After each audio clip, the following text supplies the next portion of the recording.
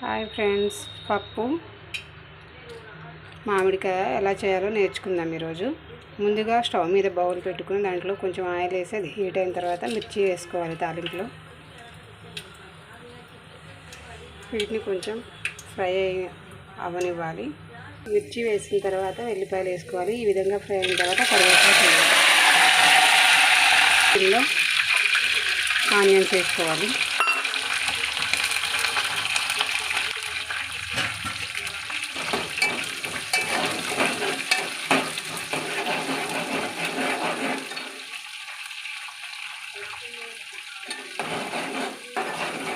కొంచెం ఫ్రై అయిన తర్వాత ఆనియన్స్, దీనిలో జీలకర్ర వేయాలి. జీలకర్ర వేస్తున్నాను.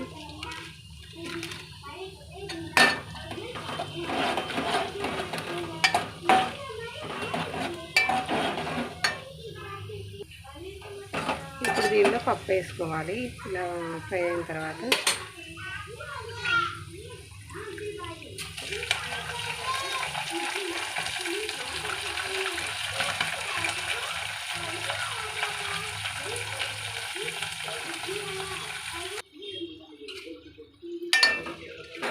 పప్పు వేసిన తర్వాత ప్రాపర్గా మిక్స్ చేసుకోవాలి.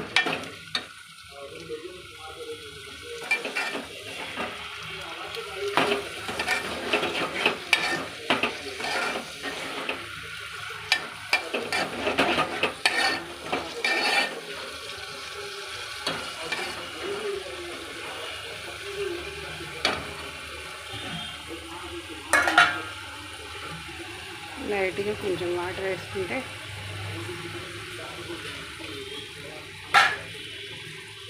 త్వరగా ఉడుకుతుంది కాబట్టి దీని మీద ఇప్పుడు లిడ్ పెట్టి ఒక 10 మినిట్స్ ఇలా వదిలేయాలన్నమాట.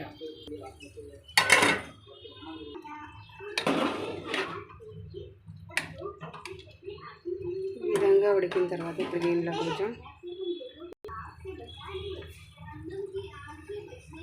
టేస్ట్కి సరిపడినంత ఉప్పు వేసుకోవాలి.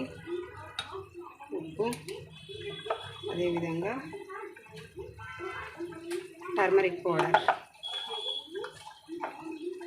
పసుపు వేసుకొని ప్రాపర్గా మిక్స్ చేసి ఒక 2 మినిట్స్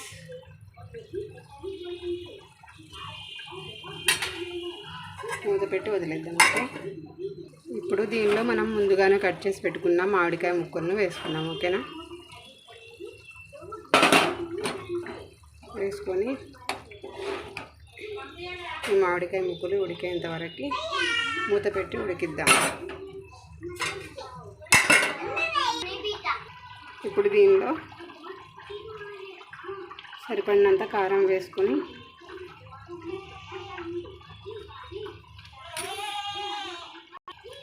ప్రాపర్గా మిక్స్ చేసుకోవాలి.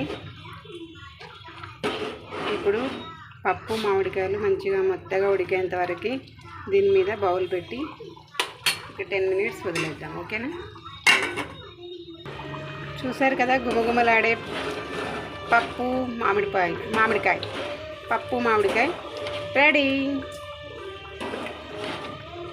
ఇలా చేసుకుంటే పప్పు మామిడికాయ ఈ విధంగా చేసుకుంటే చాలా టేస్టీగా ఉంటుంది. కాబట్టి మీరు కూడా ట్రై చేసి ఎలా ఉందో కామెంట్లో తెలియచేయండి. ఓకేనా ఫ్రెండ్స్, ఓకే, బాయ్ బాయ్.